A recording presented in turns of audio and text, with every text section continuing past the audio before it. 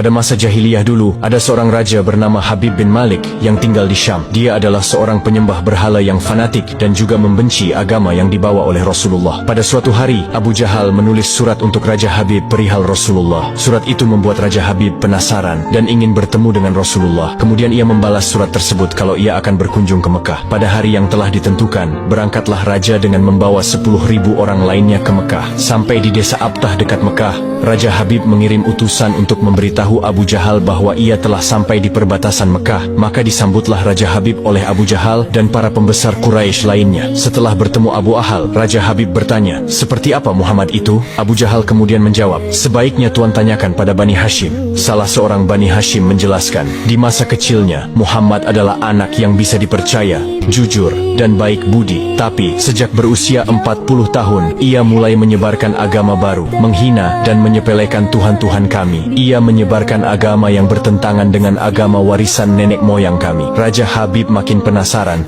dan ia memerintahkan untuk menjemput Rasulullah dan memaksa bila ia tidak mau datang. Dengan menggunakan jubah merah dan sorban hitam, Rasulullah datang bersama Abu Bakar As-Siddiq dan istri tercinta Sayyidah Khadijah radhiyallahu anha. Sepanjang jalan Khadijah menangis karena khawatir akan keselamatan suaminya. Demikian pula Abu Bakar. Kemudian Rasulullah berkata, "Kalian jangan takut, kita serahkan semua urusan kepada Allah." Setibanya di desa Abtah, Nabi Muhammad disambut dengan ramah dan dipersilahkan duduk di kursi yang terbuat dari emas. Ketika Rasulullah duduk di kursi itu, memancarlah cahaya kemilau dari wajahnya yang berwibawa, sehingga yang menyaksikannya tertegun dan kagum. Maka berkata Raja Habib, "Wahai Muhammad, setiap Nabi memiliki mukjizat. Mukjizat apa yang engkau miliki?" Dengan tenang Rasulullah balik bertanya, "Mukjizat apa yang Tuan kehendaki?" "Aku menghendaki matahari yang tengah bersinar engkau tenggelamkan, kemudian munculkanlah bulan, lalu turunkanlah bulan ke tanganmu, belah menjadi 2 bagian, dan masukkan masing-masing ke lengan bajumu sebelah kiri dan kanan. Kemudian keluarkan lagi, dan satukan lagi, lalu suruhlah bulan mengakui engkau adalah Rasul. Setelah itu kembalikan bulan itu ke tempatnya semula. Jika engkau dapat melakukannya, aku akan beriman kepadamu dan mengakui kenabianmu." Mendengar itu, Abu Jahal sangat gembira. Pasti Rasulullah tidak dapat melakukannya. Dengan tegas dan yakin Rasulullah menjawab, "Aku penuhi permintaan Tuan." Kemudian Rasulullah berjalan ke arah Gunung Abi Qubaish dan sholat 2 rakaat. Usai sholat,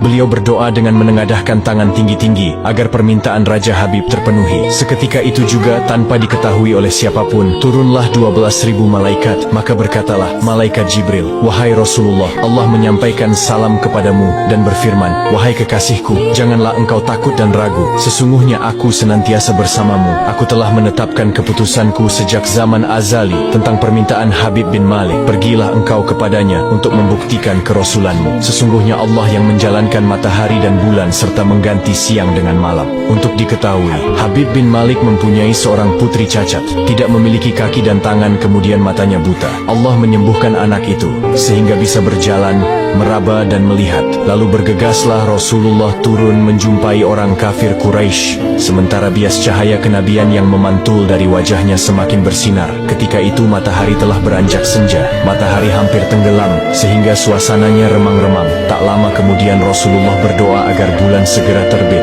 Maka terbitlah bulan dengan sinar yang benderang. Lalu dengan 2 jari Rasulullah mengisyaratkan agar bulan itu turun kepadanya.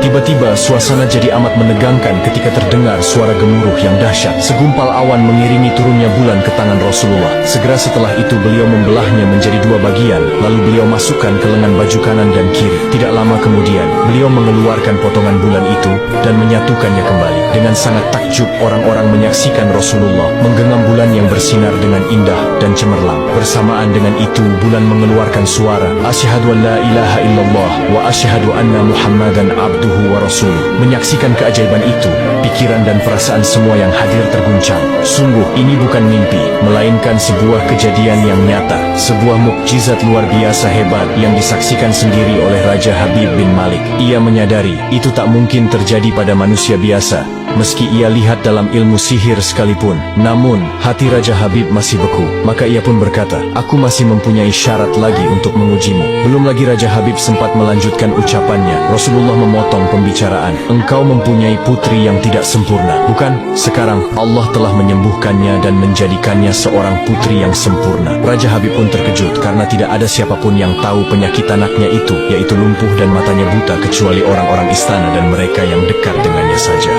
Mendengar itu, betapa gembiranya hati Raja Habib. Spontan ia pun berdiri dan berseru, "Hai penduduk Mekah, kalian yang telah beriman jangan kembali kafir, karena tidak ada lagi yang perlu diragukan. Ketahuilah, sesungguhnya aku bersaksi, tiada Tuhan selain Allah dan tiada sekutu baginya. Dan aku bersaksi sesungguhnya Muhammad adalah utusan dan hambanya." Melihat semua itu, Abu Jahal jengkel dan marah. Dengan emosi dia berkata kepada Raja Habib, "Wahai Raja Habib, engkau beriman kepada tukang sihir ini hanya karena menyaksikan kehebatan sihirnya?"